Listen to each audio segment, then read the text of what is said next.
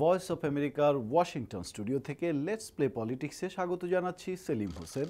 কথা বলবো বিশ্ব রাজনীতি এবং ফুটবল নিয়ে।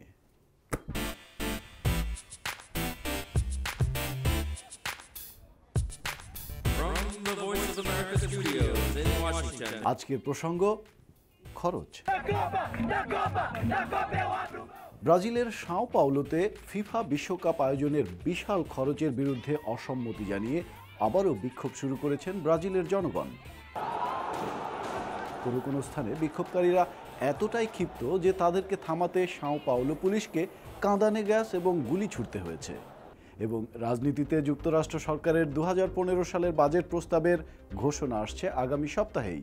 তবে প্রতিরক্ষামন্ত্রী চাক হেগেল ইতিমধ্যেই পেন্টাগনের জন্য কিছু ব্যয় সংকোচনের ঘোষণা দিয়েছেন, জানিয়ে শুরু হয়েছে উত্তপ্ত বিতর্ক।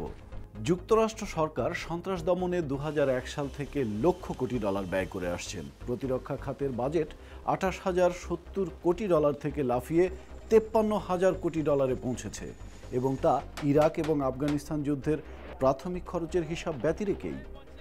এখন সরকার এই খাত থেকে লক্ষ কোটি ডলার ব্যয় সংকোচন করে সেনাবাহিনীর আকার ছোট করে ফেলতে চায়। হেগেল বললেন, বৃহৎ সনাতনী ধাঁচের সেনাবাহিনীর পরিবর্তে যুক্তরাষ্ট্রের প্রয়োজন একটি ক্ষুদ্র উন্নত প্রযুক্তির সেনাবাহিনী। কিছু রিপাবলিকান অবশ্য এখনই এ নিয়ে বিতর্ক শুরু করেছেন। House Armed Service Committee chairman Buck McKeon বলেছেন, প্রেসিডেন্ট ওবামা সেনাবাহিনীর ওপর ভর করে আমাদের আর্থিক সমস্যার সমাধান করতে চাচ্ছেন। ওয়াশিংটনে সরকারি বাজেটের আইনগত প্রক্রিয়া সম্পন্ন হতে 2 মাস সময় লাগে এবং বলা কঠিন প্রস্তাব শেষমেশ পাশ হবে কিনা। বিশ্বকাপ ফুটবল শুরু হতে মাত্র কয়েক মাস বাকি। গত সামারে কনফেডারেশন কাপের সময় সারা দেশে 10 লক্ষেরও বেশি মানুষ এই আয়োজনের বিশাল ব্যয়ের প্রতিবাদ করতে রাজপথে নামেন। অনেকেই বলছেন আবারও প্রতিবাদ বিক্ষোভ হবে, যা বিশ্বকাপ আয়োজনকে ক্ষতিগ্রস্ত করবে।